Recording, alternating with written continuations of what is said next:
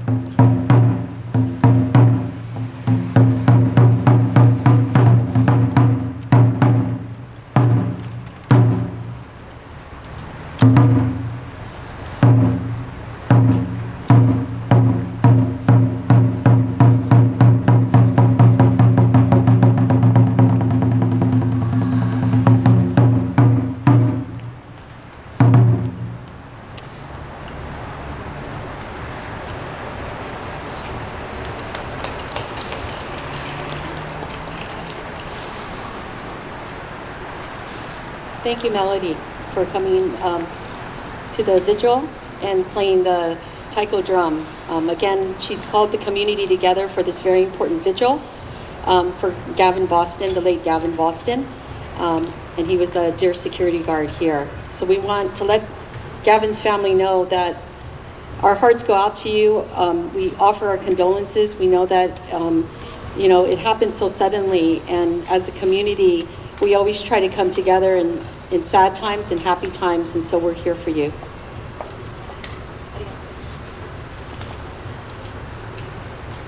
This vigil was not possible without so many people in this community that supported this, and when I called them, there was no hesitation. They came and they said, ask us what we want, what you want, and we're here for you. So I want to thank everybody for coming together and helping me out with this. And one of the more important groups that put together this is a group called We Are One. And it's a fairly new group. We started about 2 years ago in action to stop Asian hate crimes from happening.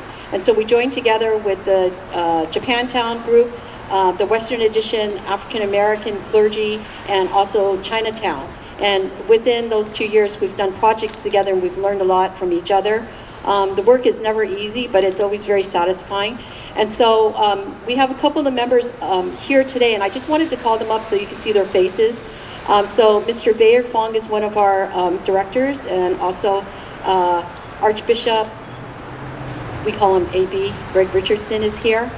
We also have Jeff Matsuoka, and we have Reverend Kawahatsu. Most of these people are super active in their churches, and they come together a lot of times for prayer and to bring the community together. So, you know, we have to see everyone standing together because we are one. There's no division. We're never divided. We're always together, and we're always stronger together. So I'm going to ask Jeff Matsuoka, who's our secretary, to read a short mission statement.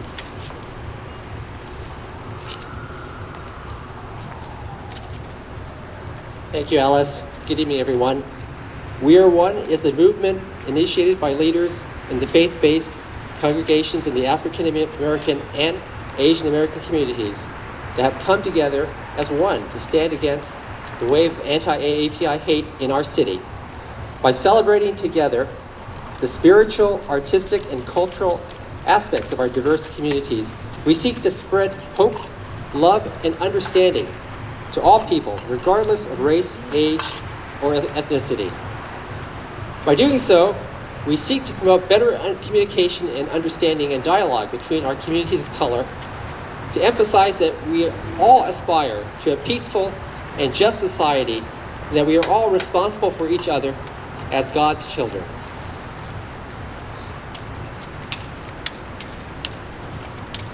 Thank you. We discovered that Gavin is part Native American. We honor that tonight. Before we always have our events, we always have somebody read the land acknowledgement. So today I've asked Jeremy Wong and Yuka Walton from the Japantown for Justice. So I'd ask them to please come up and read the land acknowledgement.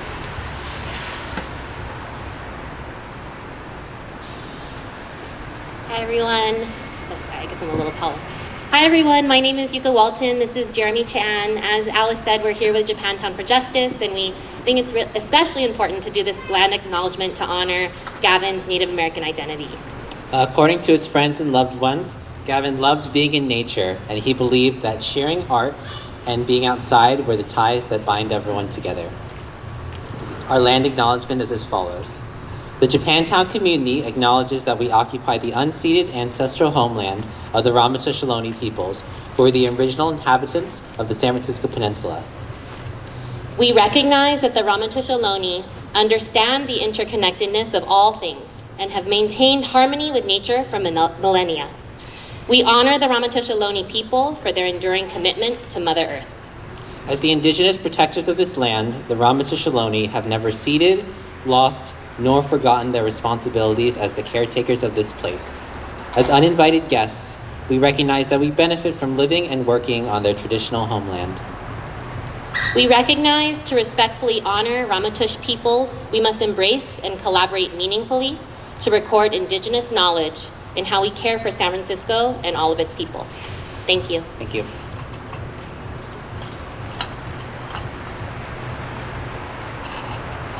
Thank you, Yuka and Jeremy.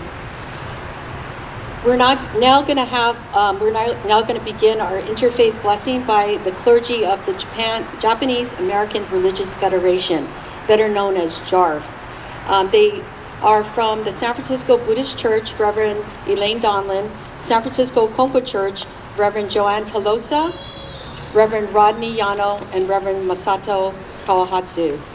So please join us as we start our interfaith blessing. Good evening. I'm Elaine Donlin from the Buddhist Church of San Francisco.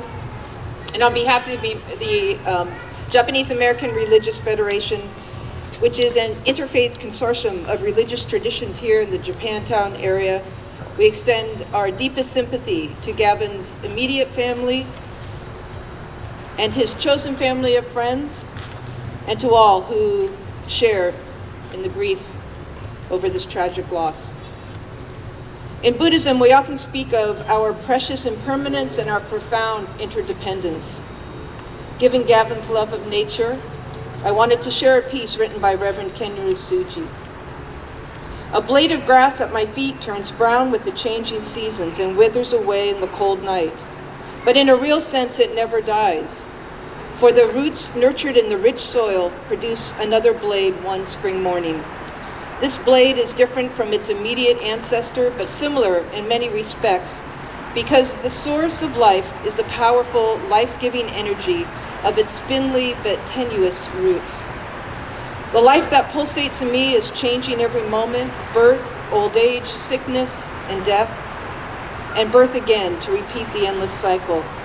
We call this energy the infinite light and life of the universe. The Buddhist way of life is not to fight the currents and rapids of life, but to move in harmony with the eternal flow of cosmic energy. My life energy, which I selfishly call my own, is really a cosmic energy. I do not own it. It belongs to the universe. While it operates in me, I must realize that I must direct it toward compassionate ends. Gavin Aaron Boston, known in literary circles as Gavin Boone, shared that cosmic energy with all who were blessed to know him.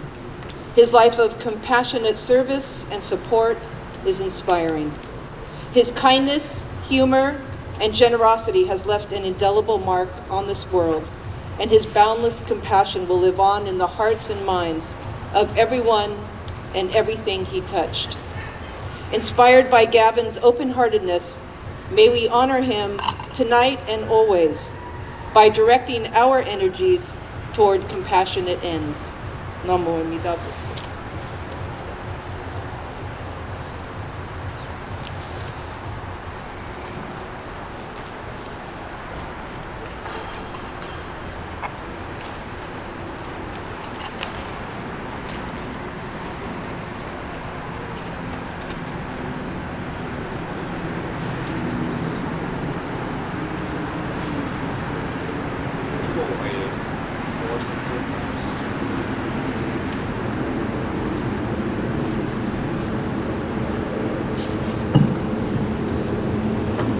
Ichido Haire, 4 sincere claps.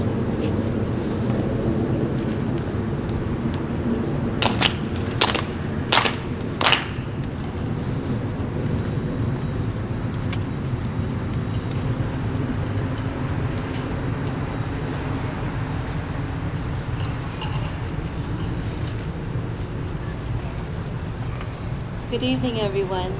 On behalf of the Konko Church of San Francisco, we too would like to express our deepest condolences to Gavin's family, all those who loved him, and everyone in the community, the merchants as well, whose lives Gavin had touched as well. I will read a main prayer for tonight. Let us bow our heads in prayer.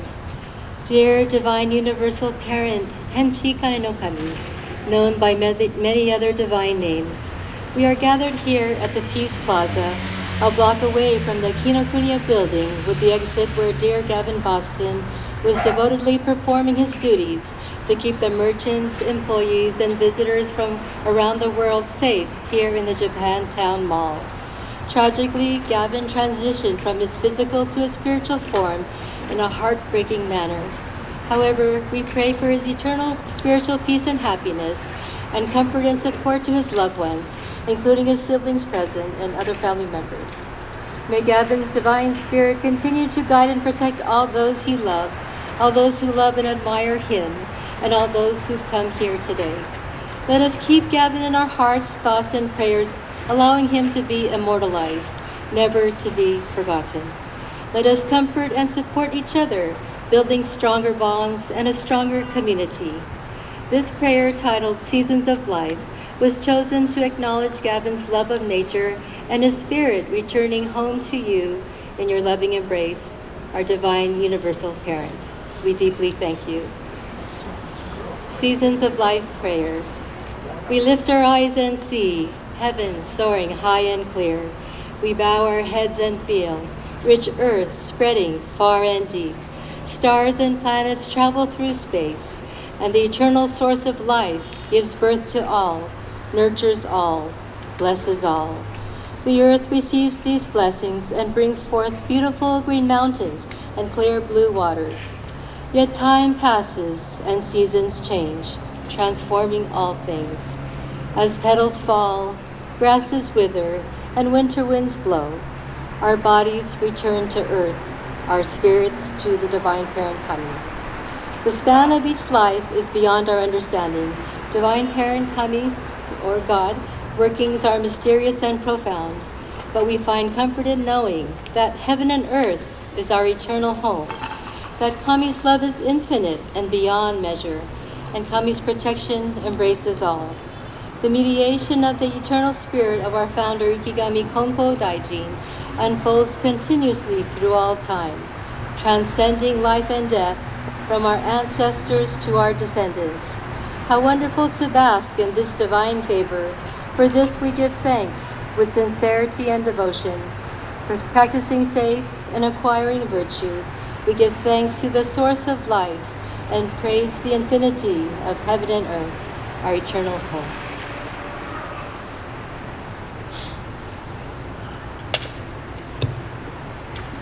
Words of comfort. Good evening, everyone. My name is Rodney Yano. I'm the Assistant Head Minister of the Konko Church of San Francisco. And to the Boston family, my deepest sympathy. So today, we've gathered here at this vigil. Why did we gather here at this vigil? The main reason why is to celebrate Gavin's life. Celebrate his life. Celebrate all that he was. To continue on, to remember, to not forget. That's one thing that we're often told sometimes, like, oh, you should just get over it. Oh, it's been a year, it's been 2 years, it's been 10 years, you should get over it. No, it takes a long, long time to transition, to move forward. And so please take the time to take in as long as you need to move forward. And we're all here today in solidarity, in support, to help support one of our community members. He gave his life, he gave his whole heart to what he did to his family, for his community. And so what I want everyone to hear today is, what can we do? What can we do today? What can we do from here on out? It's just like what Elaine Sensei just mentioned. He was a very compassionate, kind person, really loved nature, really loved the outdoors. So when you think about that, what can we do right now is to share kindness. Share kindness.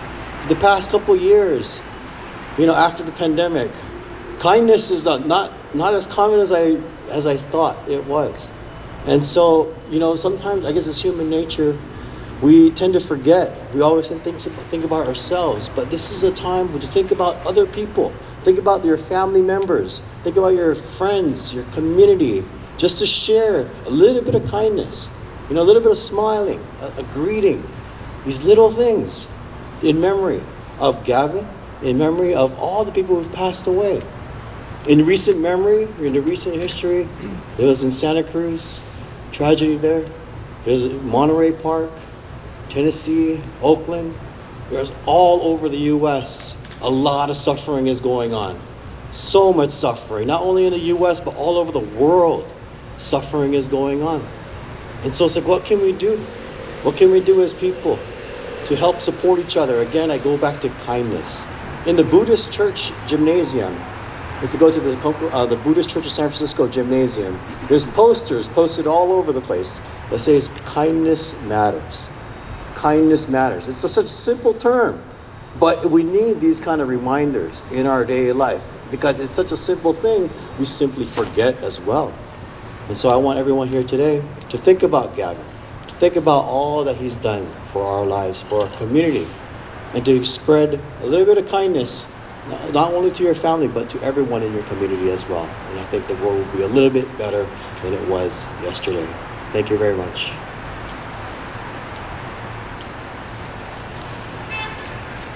would like to do purification rite.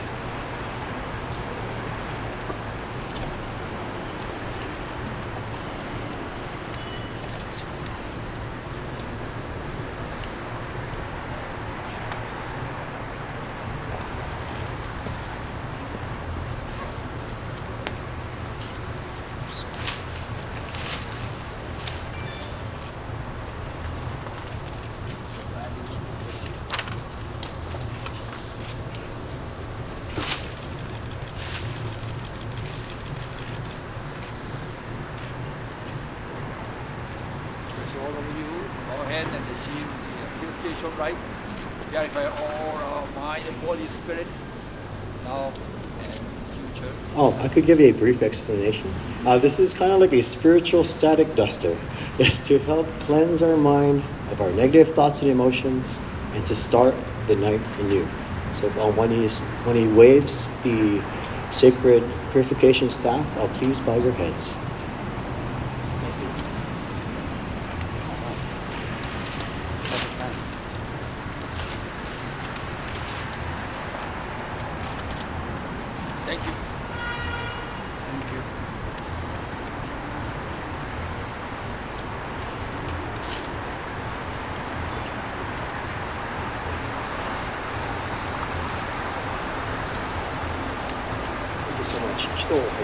Four sincere claps together.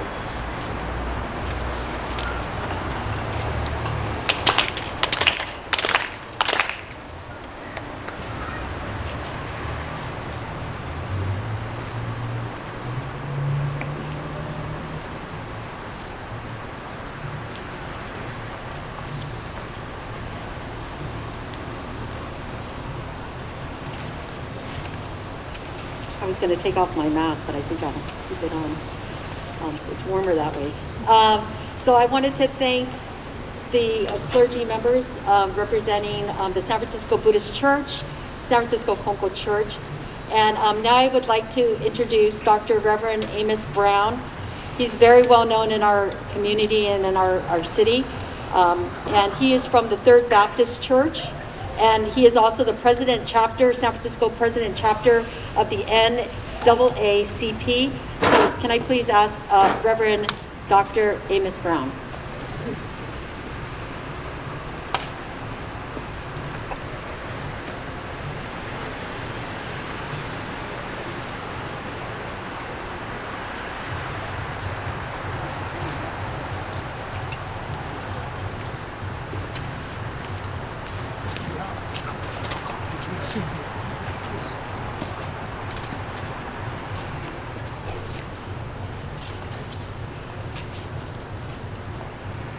My friends, words fall far too short for me to express how touched and troubled I am as I stand here.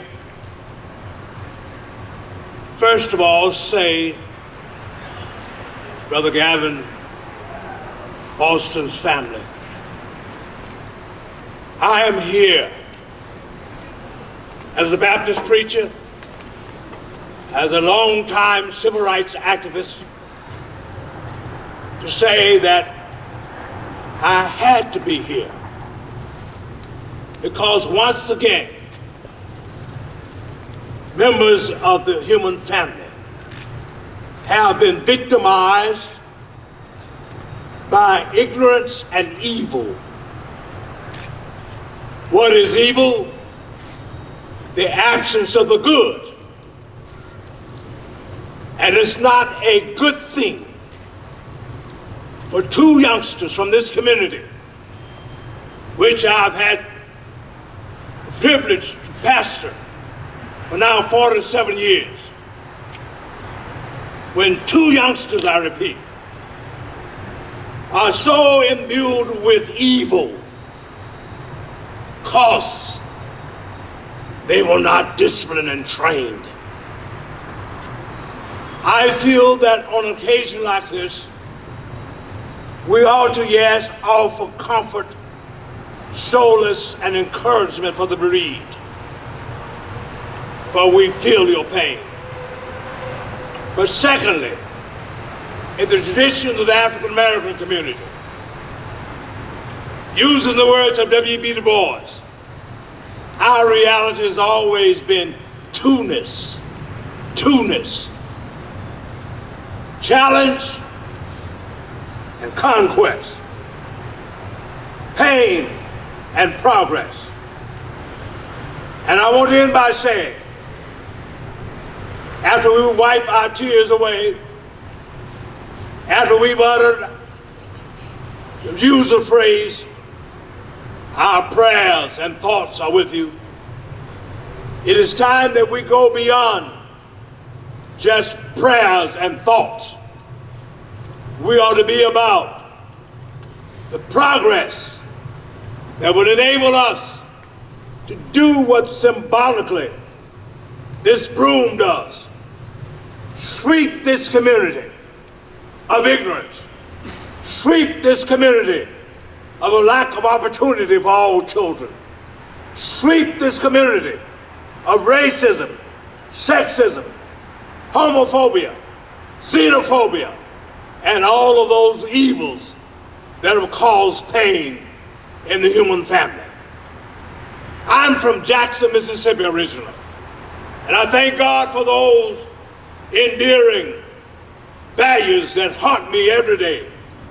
I remember when I would leave home, my mother would always say to me, Amos, behave. Don't take anything that doesn't belong to you. Don't ask people for anything. Let them offer it to you. Watch yourself. Mind your manners. Beloved, we all have left home. For the paleontologist Leakey told us a long time ago that our first home was in the Rift Valley. Where is the Rift Valley? In Ethiopia and Kenya. Where are Ethiopia and Kenya? On the continent of Africa.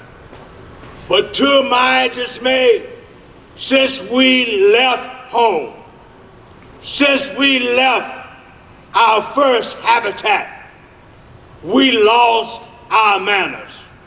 For as we traversed this earth and stopped along a bank of a river, a beach, we developed the dichotomous thinking of them against us against them.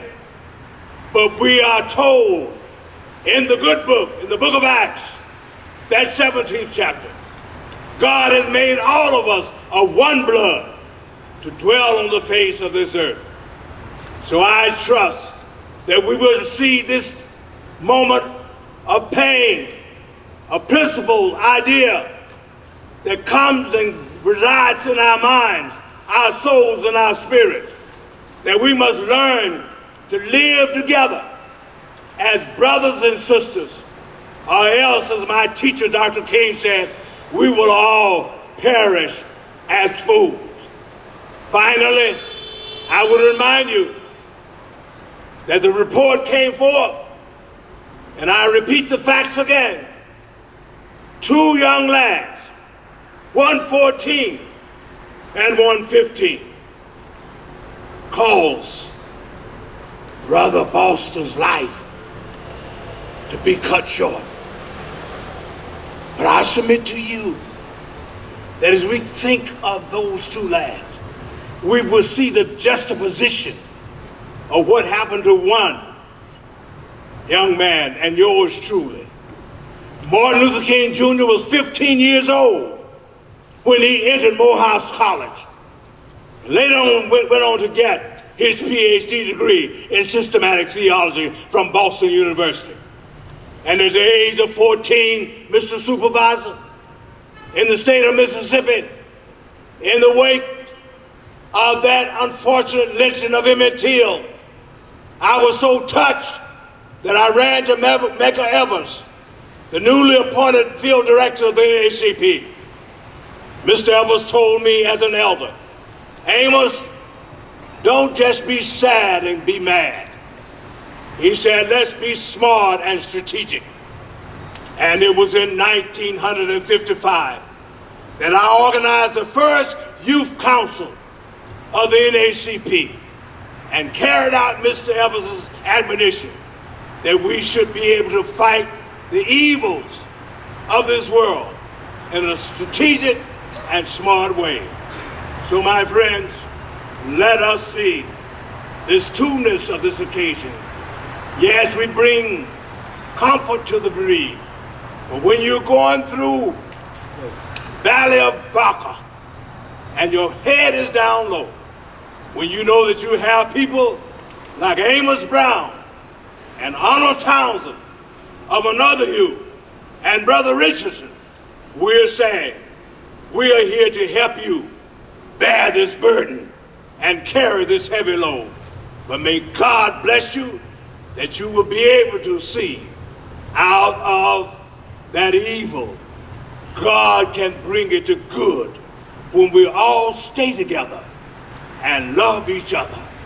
But John Donne was right when he said, there's a destiny that makes us brothers and sisters. None of us goes his way alone or her way alone. But what we send into the lives of others will come back to our own. God bless you. Thank you for the opportunity of helping you to bear this burden and move on with hope and happiness and health. Amen.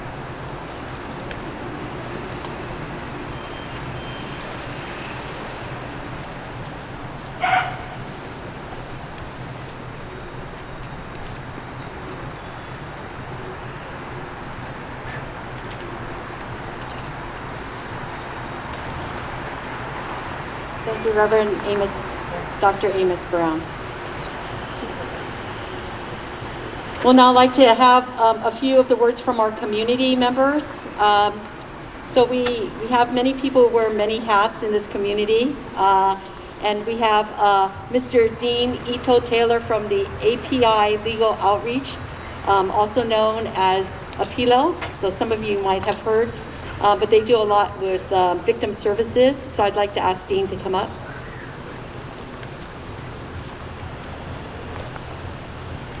Thank you. I wish we didn't have to be here tonight, but I really appreciate seeing all of you from the community. And on behalf of API Legal Outreach, the API Council, which is a network of over 50 nonprofit services and all the J-Town community services, we want to offer our deepest condolences to the friends and family of Gavin Boston.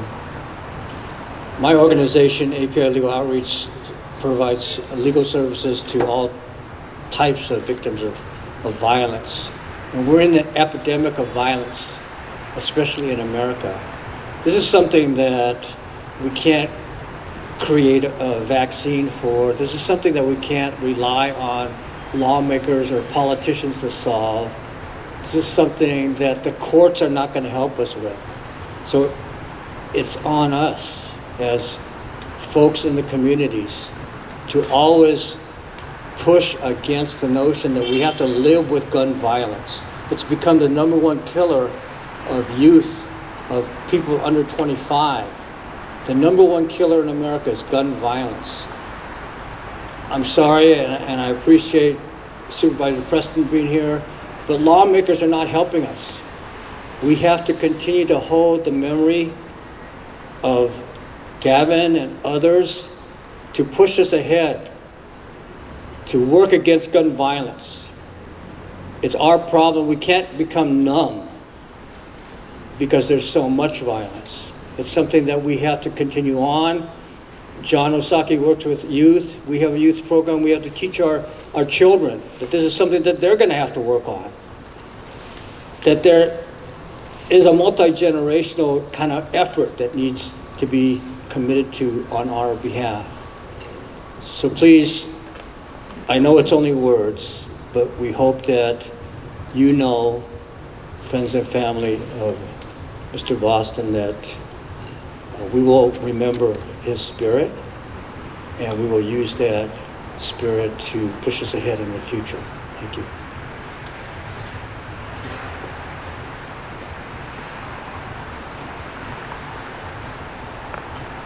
Thank you, Dean Ito Taylor. We'll now like to call up Shakirah Simley from the Booker T. Washington Community Center. Shakirah, are you here?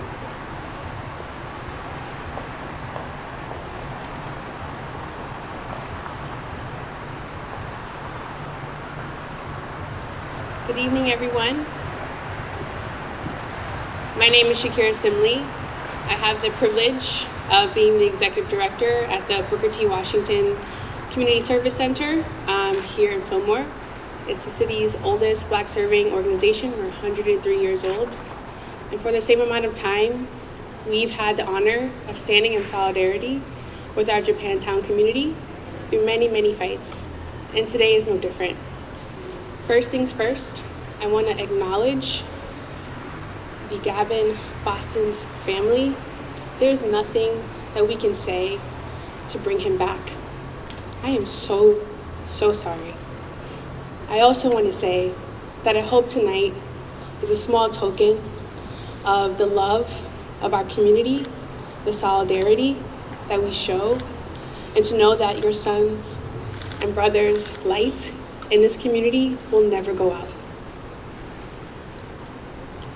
I also want to say that we've all been grieving in this community on the loss of life and the loss of 2 young futures. Every single day, as a service provider in the neighborhood, we serve everyone from infants to kids, teens, foster youth, our seniors. In the month of January alone, I had to help bury 3 Black children related to gun violence. We need to work together to stop this scourge. It is devastating our communities. It is breaking families apart. And it's making it difficult for us to maintain the safety and health in our neighborhoods. What I do want to say is that the solidarity and support and showing up that each and every one of you have done tonight gives me hope. And I want to share a quote from my favorite abolitionist, Arami Kemba. She says that hope is a discipline. It's a muscle. It's a verb. It's something that we need to exercise every single day. So I hope that each of you will join us and join me and many Black leaders in the Western Addition Fillmore and continue to show hope and support for our young people, to provide safe spaces for them to gather, to learn, to be protected about the forces that might distract them otherwise, and to get guns out of our community. I thank you everybody for being here. I know you're a little cold, but it matters. Thank you all so much, and God bless. Thank you.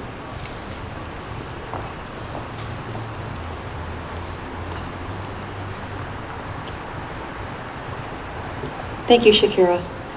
I'd like to also give my condolences to the many people that might have lost loved ones throughout the pandemic too. I know I was touched by that.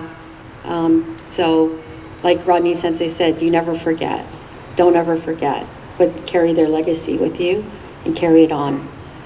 I'd like to ask John Osaki from the Japanese Community Youth Council. He's also with the Nihonmachi Community Council here in Japantown, and he'll talk a little bit about that. So, John? Good evening, everyone. First and foremost, my deepest condolences to the Boston family. Gavin, sacrifice for this community is a debt that we will never be able to repay. But we're here tonight to honor his memory, to acknowledge that he stood up for this community, and we are and will always be eternally grateful. You know, last week I wrote an email to my staff about the mass shootings in Monterey Park and Half Moon Bay and Oakland.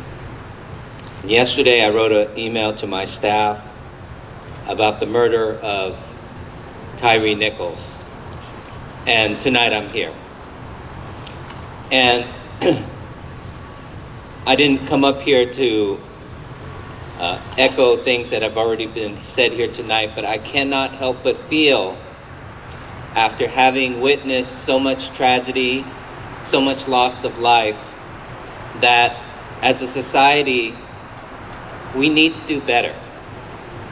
We need to find ways to come together, to work together, to be allies with one another, and to ensure that young men like Gavin do not have to give up their lives protecting a community like ours.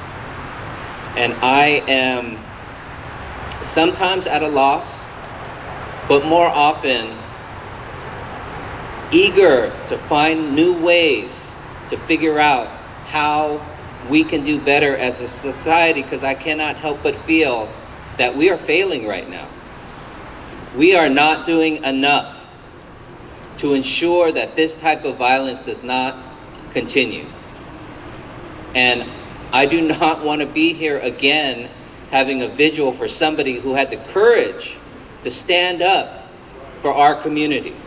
I do not want to be here again holding a candle like this and talking about the loss of life. And I encourage each of you, for all the policies and laws and courts that people can come up with, it really, in my mind, comes down to each of our hearts and minds. And what are we willing to do, each and every one of us, to make progress, to ensure that we have a society that is safe and takes care of one another. So once again, my deepest condolences to your family. We are eternally grateful, and I'd like everybody to hold up their candle in memory of Boston, in memory of Gavin. Thank you very much.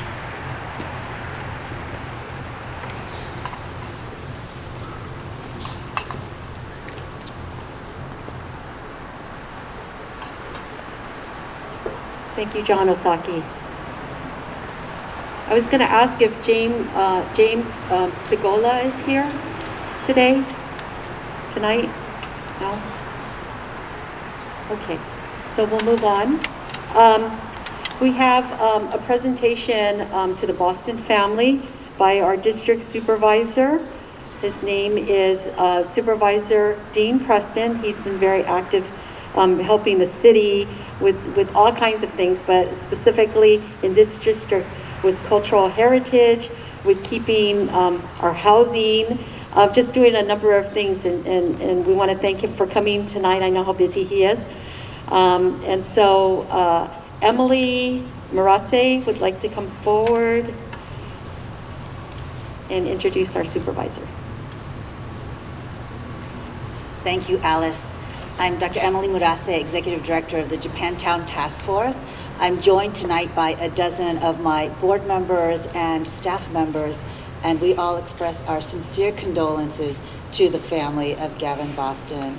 And you have lost a family member, but I'm here to tell you that we are your family. I'm very pleased to introduce Supervisor Dean Preston, a champion of Japantown, who has a very special message for the Gavin Boston family.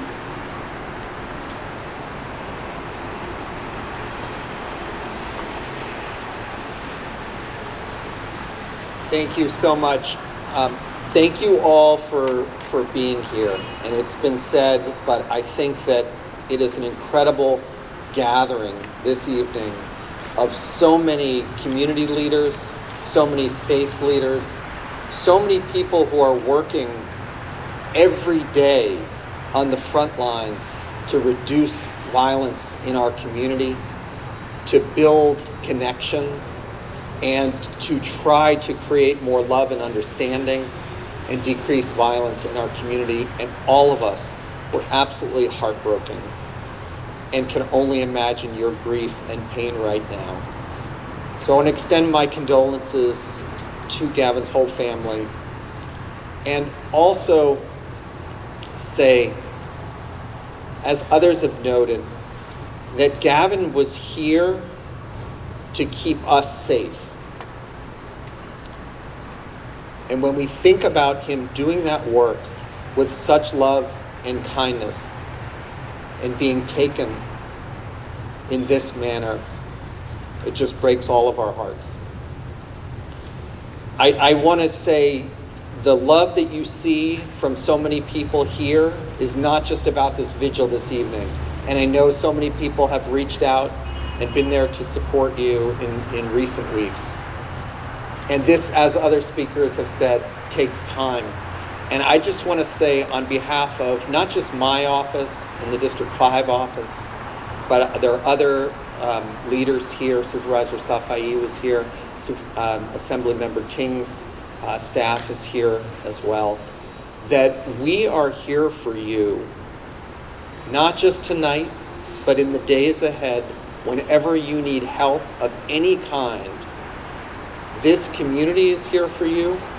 Our office is here for you, and we are so sorry for your loss. Thank you.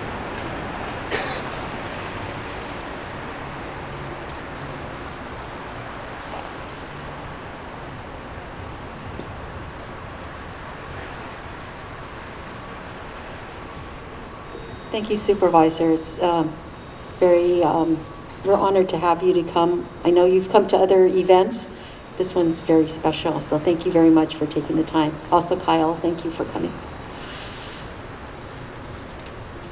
So now's the time to ask Gavin's brother, John, Mr. and Mrs. John Boston, and also Carla Seawright, who is Gavin's sister. If you could come forward and maybe say a few words.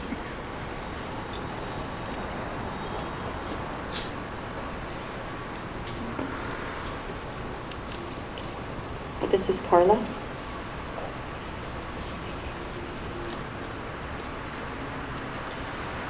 Oh, man. It's hard to know what to say. Certainly not anything that I thought that our family would have to deal with ever in our lifetime. Thank you all for coming out on this cold, crisp night. Aaron would have loved all of this. He loved celebrating lots of different cultures. You'll notice that I refer to him as Aaron. I am 17 and a half years older than him. Jonathan was almost 13 when Aaron came along, and my mom thought she was done. And then Aaron came along, and when she was pregnant, she said, boy or girl, the baby would be called Aaron. And he was a boy, so first name Gavin and Aaron. You can always tell who knew Aaron when from where we grew up in Oroville and Paradise. They all call him Aaron, and then here everyone calls him Gavin. Just wanted to share a little bit about who he was. He was a very peaceful person, even when he was very small. One time, Jonathan and my other brother James were wrestling around in the living room.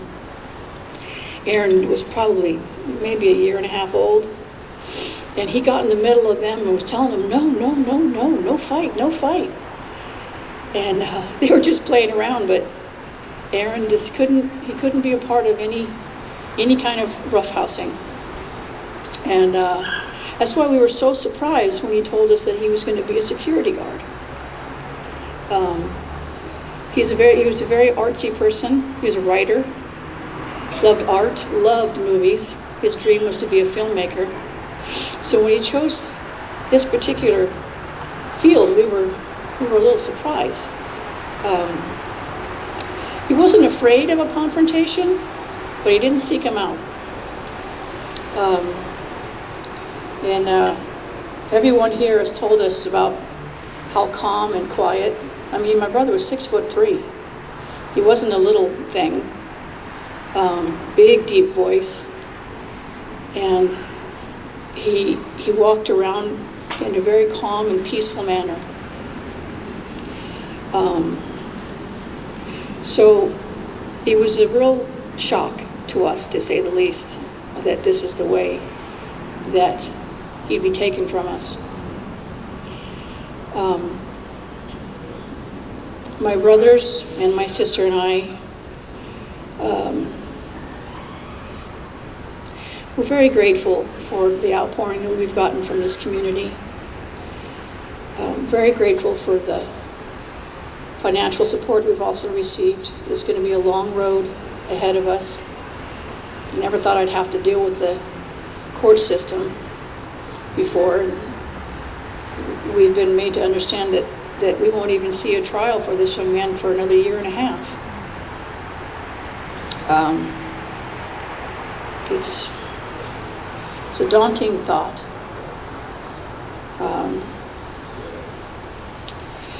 What I want to share with you, some people have expressed a lot of anger about the young man that shot my brother. And, you know, some people have said, well, they just need to lock him up and throw away the key. And that's not what Aaron would have wanted. He would want for this young man to get every help that he needs to be a productive member of society. He would want him to become a man of character, compassion, and a man who could be a help to his community. And one reason that we're happy that he will not ever go into the adult penal system, he'll stay in the juvenile system.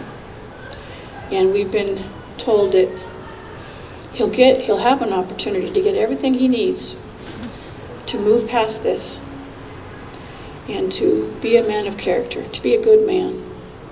And that's what Aaron would have wanted, and that's what we want. We want this young man to have a life, to be a brother, a friend, a husband, a father. You know, we want all of those things for him. And we want that because at such a young age, he needs to be nurtured and guided. And like some of you have also pointed out, you know, our communities need to take care of each other. They need to take care of their children, their communities. You know, we need to build opportunities so that they don't go astray. They need to have chances to make sure that they live beyond their teen years. These people have talked about, you know, this possibly ruining their lives, and that's not what we want for either one of those young men. We don't want this to ruin their lives. Certainly not what Aaron would have wanted. On behalf of our family, I just want to again say thank you so very much for your kindness. And although I don't live in this community, I live in Turlock. It's a metropolis. You can see the lights from here. We're having a lot of trouble in my little town. We're having a lot of trouble with the white supremacy in my little town. And, you know, it's just, after so many years of battling the same thing over and over and over again, I don't understand how we keep ending up here. But please, just be kind to each other. Don't be so quick to judge. You know, a hand up, not necessarily a hand out, but certainly a hand up. And those are the things that my brother emulated. And in just the brief time he was here, I think that he made his presence known, that he was a kind and compassionate man. So I want to thank you all again. And my brother, Jonathan, has a few words. Thank you.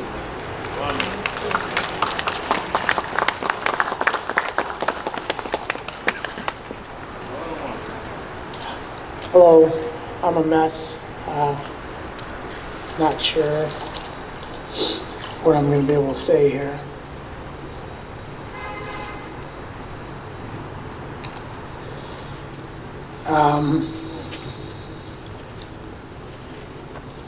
I'd like to thank Japantown again. This is amazing, and we do appreciate it. And he deserved it.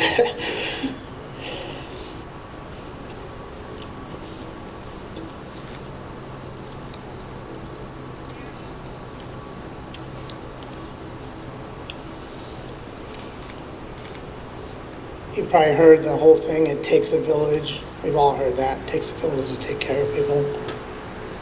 And that's definitely something we haven't been doing for years. We all walk around in a little bubble, in a little bubble, and I'm guilty. A lot of times the center of the bubble's a phone. And we look for the news we want to read. We look for the things that we want to hear, and we start creating our own realities.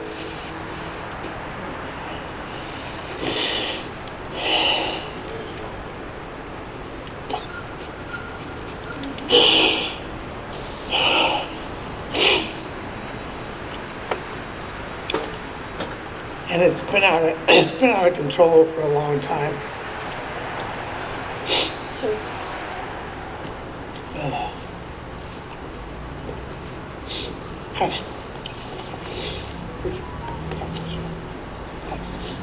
Thank you. It's just starting to sink in that he's gone, and I keep waiting for him to send me a ridiculous GIF or something, or he liked to send me really weird GIFs, those little moving characters, that you would text. A lot of times my brother wanted to go hiking and do stuff, and I took it for granted. I thought, he'll always be there, and I put it off too many times. Don't do that.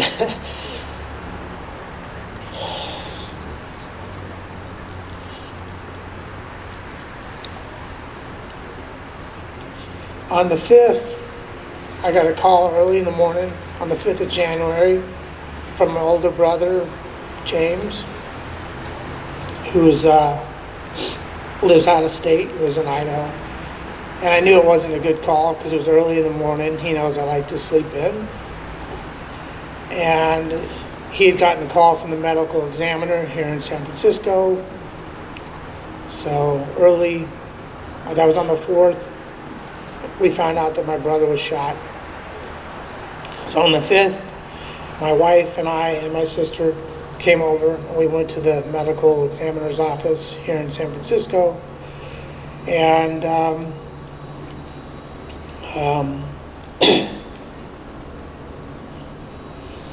we were told that it was in fact my brother who was shot and killed.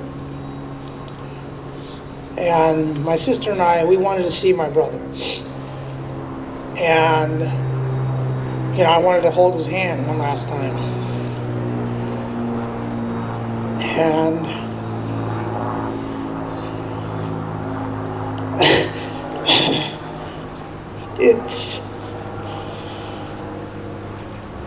it may sound odd, but I wanted to smell him. I wanted to smell his hair, smell his clothes.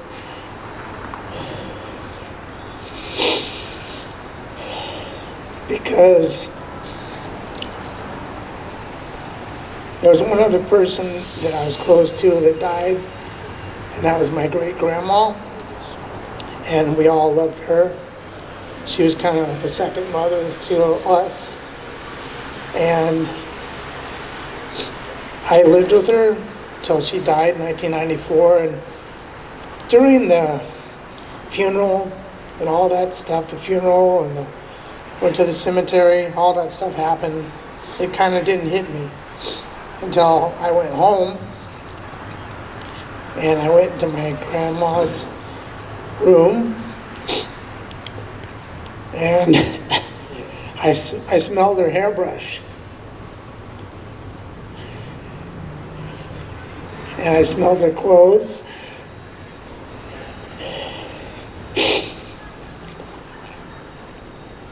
And just for an instant, just for a fleeting moment, I could feel her.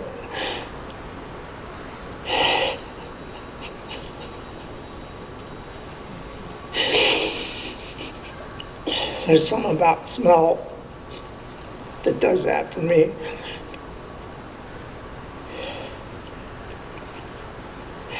I could smell her hair on the hairbrush, and I could smell her clothes, and like I said, just for an instant, I felt like my grandma was right there, just for a minute.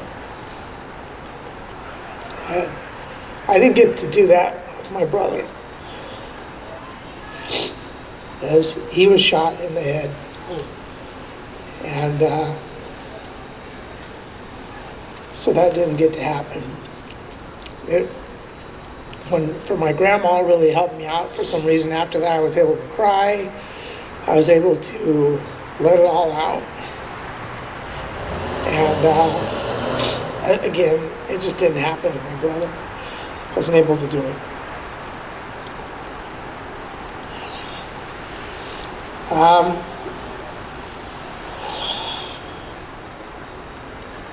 He was 40 years old, and that's usually when you kind of get your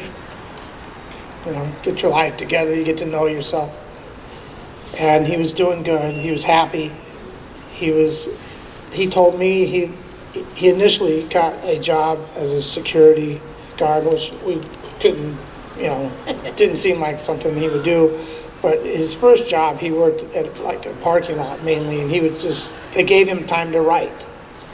So that's why he liked it. He had the time to write. And then when he worked here in Japantown, he loves the Japanese culture, he loved the food, and he's only like a bike ride away from his apartment. So that was nice for him. He could get here on foot or on his bike in a matter of minutes. So that's always nice. In the city like this, it's nice to be able to just ride your bike to work.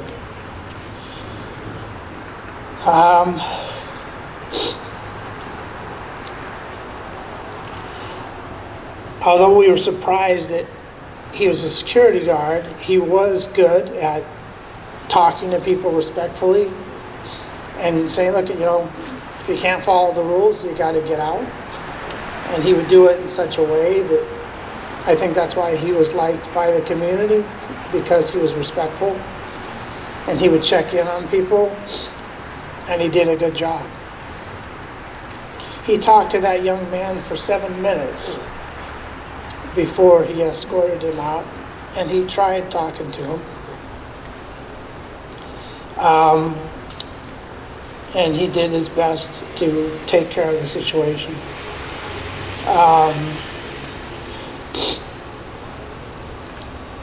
I was a little worried about him getting the job because of, after the pandemic, the gun crisis in this country went up. I think during the 2020, over 19 million guns were sold in the United States. I think in this last 22, 16 million guns were sold in the United States. I'm not particularly anti-gun. I don't have anything against hunters or people who target practice. Even somebody who has a concealed carrier license, at least you got a license, at least there's some training. In the right hands, a gun can protect you. But in everybody's hands or anybody's hands, it's ridiculous. And it's been ridiculous for a long time. And the Second Amendment doesn't say, it's important what it doesn't say. It doesn't say hand out guns to your kids. And it doesn't say hand out guns to people who are mentally unstable. Okay. Guns these days, you know, you think about the Second Amendment when you had a musket, you had to load that thing. We have guns now, a 9mm. When you load that thing, it's like putting candy in a Pez dispenser. It's really simple. You snap it in and it's ready. It's like a toy almost. It's just ready to go. You point it and you shoot it. It's utterly ridiculous that there's no real safety protocol. Gun manufacturers pump these things out and they have no accountability. You know, if Nerf, you know, Nerf ball, right? The toy company makes Nerfs. If they made a toy and some kid got hurt, they would get sued for it. There'd be some kind of accountability. But with the gun companies, the manufacturers, there's none. I believe that they should sell with the guns. It should be required that they sell other safety equipment, something. Metal detectors that they could put in, handheld metal detectors, tracking devices, all these things could be on the table. But of course, there's the whole argument with the Second Amendment that's used like some kind of, you know, it's just magical spell that has nothing to do with reality. Before my brother got shot, I wasn't out on the streets marching for change or writing to lawmakers like a lot of people. I was guilty of being in the bubble like everybody else. And in a lot of ways, a lot of us have accepted, we've come to, I don't know if accept, but tolerate, we've tolerated this Wild West gun policy in the United States. We've done it for a long time.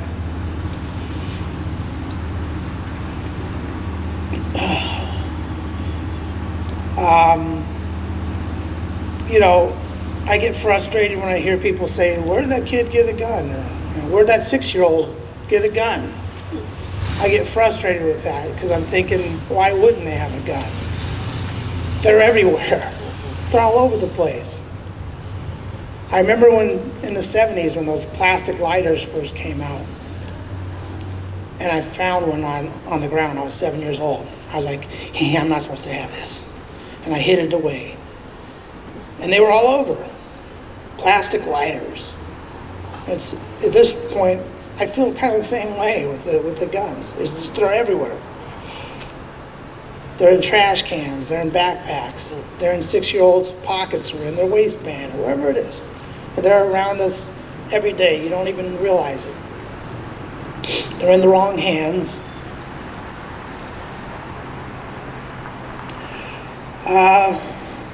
As far as the kids go, you know, can we depend on parents to keep kids away from guns? I think the answer is no. You can't. That's where the village comes in, right? That's where you've got to help each other to do it. For a lot of kids, responsible parents are only something they see on TV. They don't know what a responsible parent is. They may see them on TV or the movies, and that's something that they've never really encountered. Knowing that our kids can easily come into contact with kids that have guns, we should be taking a keen interest in the welfare of all the kids, and not just our own. Because we're no safer today than when he got shot. It's the same story. We're still there.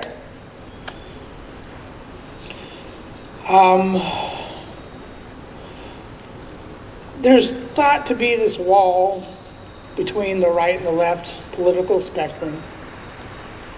And I'm going to say that a lot of that wall is artificial. It's bullshit. Because I have friends on both sides,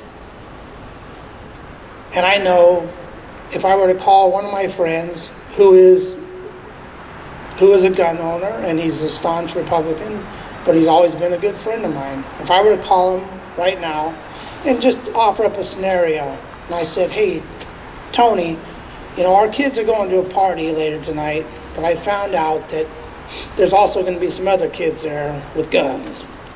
They got a couple 9mm. They're going to be at the party too. I know his answer would be, well, thanks, John. Thanks for telling me, because my kids aren't going to be going to that party. And I would say, yeah, mine either. And he would say, thanks, brother, I love you. I'd say, I love you too. And we would both agree that our kids, we wouldn't want our kids anywhere around a party where you got other kids with weapons, regardless of what side of the political spectrum we're on. And that's where we would have to start to change things there. That's where you start. You can't keep flying too far to the left and too far to the right. You got to meet somewhere in the middle and bring some common sense into the situation.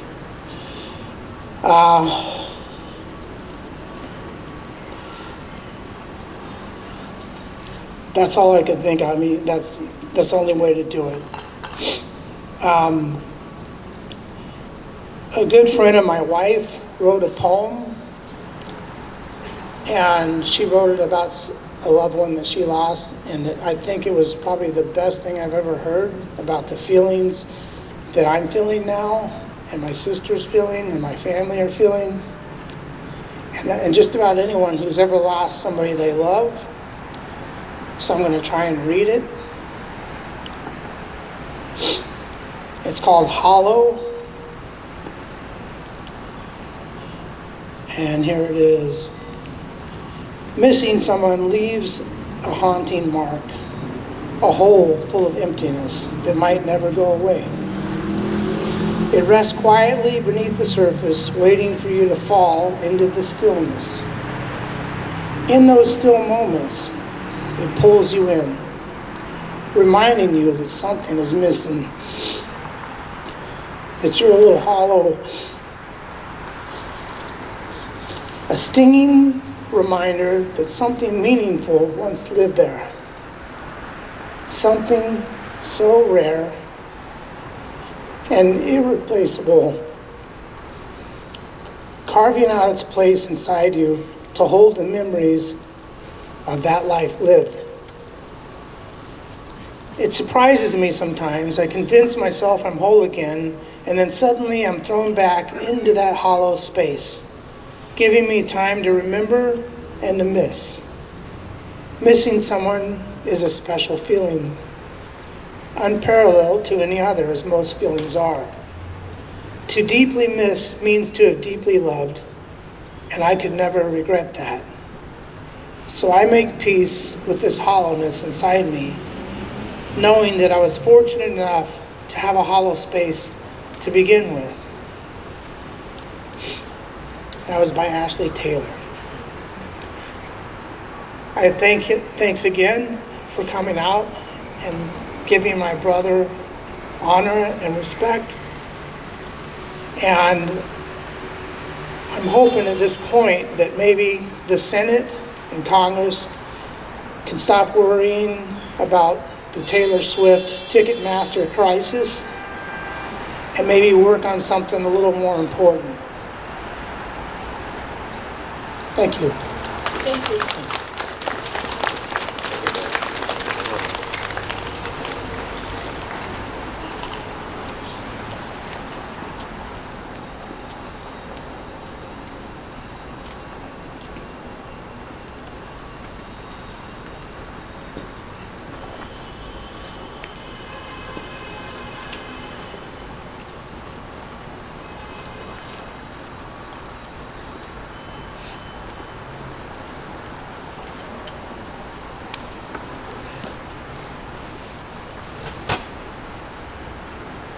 Thank you, John and Carla, for expressing your heart with us and your love for your brother. We all feel it. Thank you for all of you that are still staying here. I know it's very cold. We're almost through with our program, but I wanted to ask Emily Murase, if she can come up and read the acknowledgments, and then we will have a tsudu presentation. So we had our community members from the JCL fold these origami cranes in representation of our hope for peace. So this is the Peace Plaza. This is where we bring everything in our community. So we're gonna have Emily read all the acknowledgments of all the people that helped with this vigil. And then we'll have the Japantown for Justice handing these out. And you can come up and then offer it to Gavin and his spirit here today. Thank you. Thank you, Alice. And thank you, Carla, for those healing words. As John said, it takes a village. And so it's taken a village to bring everyone here together tonight. I want to recognize the office of State Senator Scott Wiener. Omar Rincon is here. The Honorable Mayor London Breed. We had the District 5 Supervisor, Dean Preston, give remarks. His Chief of Staff, Kyle Simley. We also have a representative of Assembly Member Phil Ting's office, Naomi Hui. Thank you for joining us. Sheriff Paul Miyamoto. We also had District Supervisor Asha Safai and his Chief of Staff, Bill Barnes. The other organizations represented tonight include Asian Pacific Islander Legal Outreach, Genryu Taiko, Melody Takata, Greg Valoria, Kinokuniya Bookstores of America donated the candles tonight. If it will bring you comfort, you're welcome to take it home. If you'd like it to be reused, then please leave it on the cart. The Japanese American Citizens League folded the cranes. Japanese American Religious Federation for their blessing.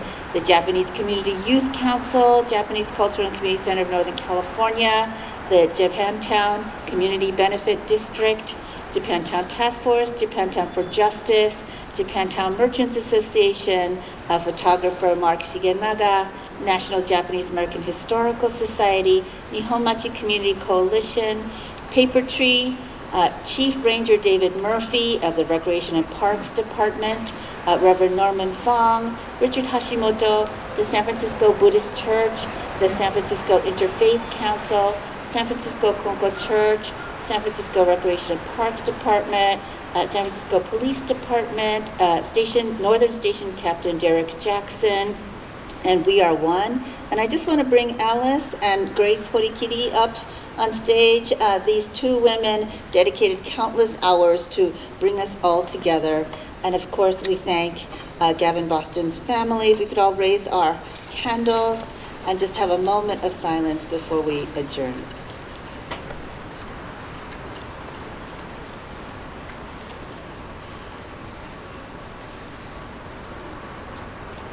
Thank you for joining us tonight.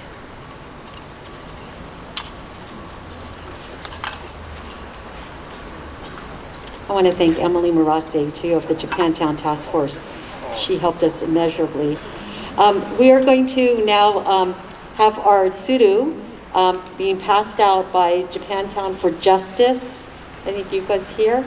And so you take one of these, and then you can offer it, or you can take it home, but offer a prayer to Gavin's spirit. I want to, again, thank the Boston family for coming and offering your words and your remembrances.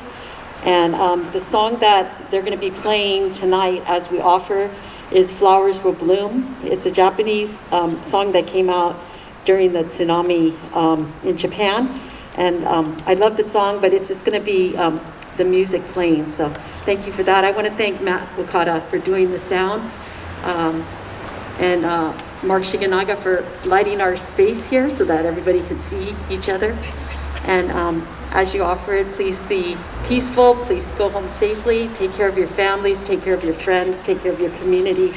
And thank you again for joining us tonight for this vigil. Thank you.